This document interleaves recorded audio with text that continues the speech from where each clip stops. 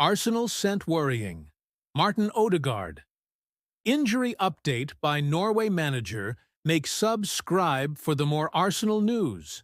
Norway manager Ståle Solbakken has claimed Arsenal midfielder Martin Odegaard is still some distance away from being able to return to action. The 2025-26 campaign has been a tough one for Odegaard, who was twice struck down by a shoulder injury during the early weeks of the season before suffering a nasty knee problem in October, which has kept him sidelined ever since. Arsenal boss Mikel Arteta has refused to put a time frame on Odegaard's return, but, prior to the international break, suggested he was not far off alongside fellow sidelined stars Kai Havertz, Noni Madueke, and Gabriel Martinelli. Solbakken, however, was not as confident when quizzed on his captain's fitness at the start of the November international window. Odegaard's recovery is steady, he explained. It is going in a steady direction, but he is some distance away. Odegaard to spend international break with Norway. Similar to Manchester United centre-back Lisandro Martinez, Arsenal have granted Odegaard permission to divide his recovery over the next few weeks between the Gunners and the Norway national team. He will fly in to Oslo after his rehab on Thursday, Solbakken confirmed. Then he will continue his rehab with us and will be with us from Thursday afternoon. I don't know when the flight leaves, but he will be with us until Milan on November 16th. Arsenal had been hopeful of welcoming Odegaard back in time for the North London derby, but doubts over his availability for that fixture surfaced as early as last month, when it was highlighted the midfielder would be out until at least after the November break. Odegaard himself confessed it was tricky to put a date on his potential return, admitting much will be decided when he gets back on the training pitch. Great to have him back, forgotten Arsenal star. Returns to training. Mikel Arteta says he loved the reaction of his teammates after Gabriel Jesus's long-awaited return to training. The Brazilian forward hasn't featured for the Premier League leaders for close to 10 months, having torn his anterior cruciate ligament, ACL, against Manchester United in an FA Cup third-round tie last January. Jesus has suffered numerous injury problems throughout his career in England, dogging not only his spell with Arsenal, but also his time with Manchester City. And this latest injury has required a significant amount of rehabilitation. Not in contention to play in the early stages of the 2025-26 Champions League, Jesus was left out of Arsenal's squad for the competition when it was confirmed in the summer. But he is eligible to return to Premier League action at any point.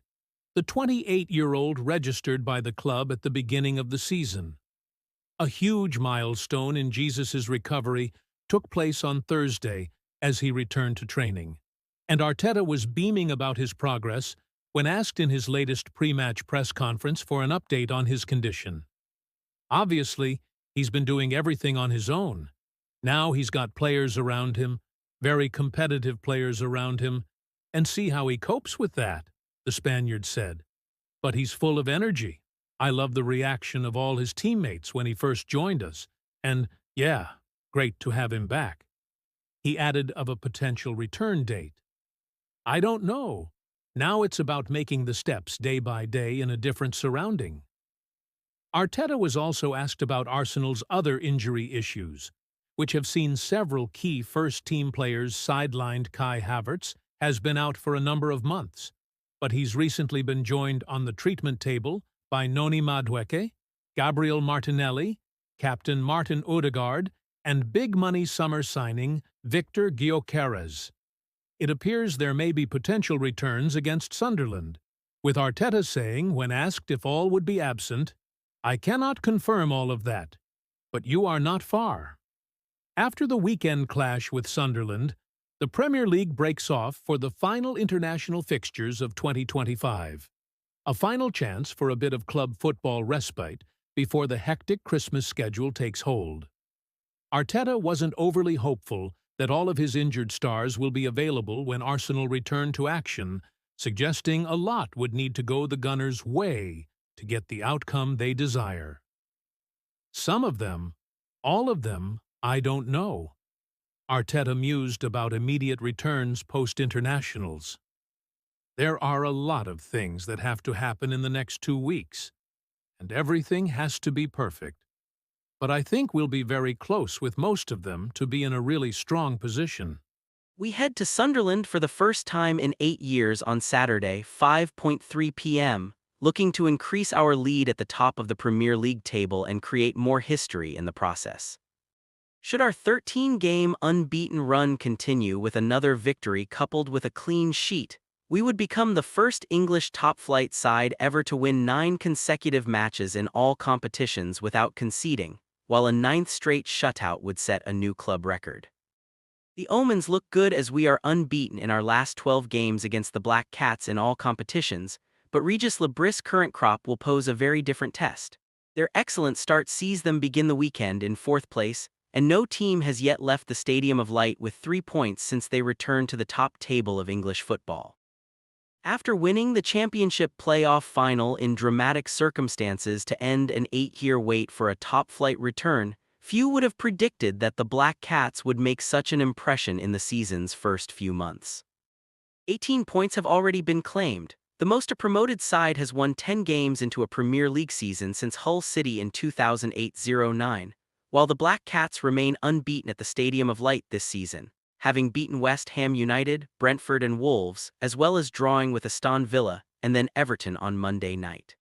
That point against the Toffees, clinched with a goal from ex-gunner Granit Xhaka, extended their unbeaten run to 3, which also includes a surprise 2-1 victory at Chelsea a fortnight ago, when top scorer Wilson Isidore bagged his 4th of the campaign before Morocco winger Kemsteen Talbai netted a 93rd-minute winner, Mikel Arteta's pre-Sunderland press conference. Arteta, when you analyze Sunderland and see how well organized they are, how they adjust things and the spirit they have within the team, I'm not surprised. They fully deserve the position that they have at the moment. It is going to be a different game to Tuesday, a very different game to Tuesday and to the week before. We need to read it, we need to understand very early what the game requires, what we have to do to be better than them and hopefully beat them. Lebris, we have to be brave, we have to play our best football, and if we are afraid or a bit reserved against this team, we'll be punished. If we are too emotional, we'll be punished, so it has to be a masterclass. It's a perfect test after 10 games. It's exactly what we want, to be competitive in this league and to play against these great teams. It will be a different match, different game, but I think and hope we will be ready.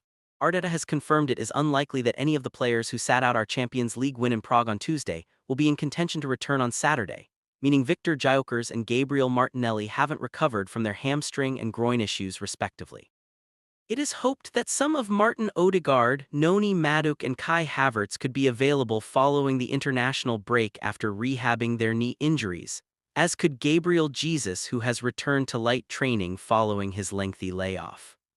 Sunderland centre-back Omar Alderete had started every game before picking up a concussion in the win against Wolves last month, and having missed the last 3 games is unlikely to be fully recovered for Saturday. Club record signing Habib Diarra remains out with a groin problem, while Ajibola Ali's shoulder, Dennis Sirkin wrist, Romain Mundle hamstring, Leo H. Gelda Achilles and Habib Diarra groin have all been out for over a month and will also sit this out one. Adrian Clark. No Premier League side has a higher dual success rate than Sunderland, so in what is likely to be a hostile atmosphere, we can expect Lebris' side to be strong, forceful and aggressive. At the outset at least, the hosts will want to turn it into a physical battle. The Black Cats have quality on the ball too, with Xhaka a revelation in central midfield. Unusually, he has been used on the right of a midfield pairing in recent weeks, oozing quality with his short and long-range passing. It would also put him in regular contact with Declan Rice in a duel between 2 of the division's most informed midfielders. Tactically, we can't be sure which formation Lebris will deploy. He started the campaign with a 4-3-3 that evolved into a 4-2-3-1, but in their last 2 matches, the Weresiders have played in a 3-4-2-1 that becomes 5-4-1 out of possession. Given how well we are playing at the moment, I sense that Sunderland will go with a back 3 once again. If they don't, it will be a sign they plan to be positive in their approach. We must look out for Nordi Mukil's long throws above, and mark Hale End Academy graduate Dan Ballard very closely as he has had 9 headed shots in 2025-26, second only to Erling Haaland. The diminutive Enzo Laffy is skillful in wide areas, and our shooting will also need to be clinical against Robin Roufs, who has an 81% save accuracy, preventing 2.7 extra goals.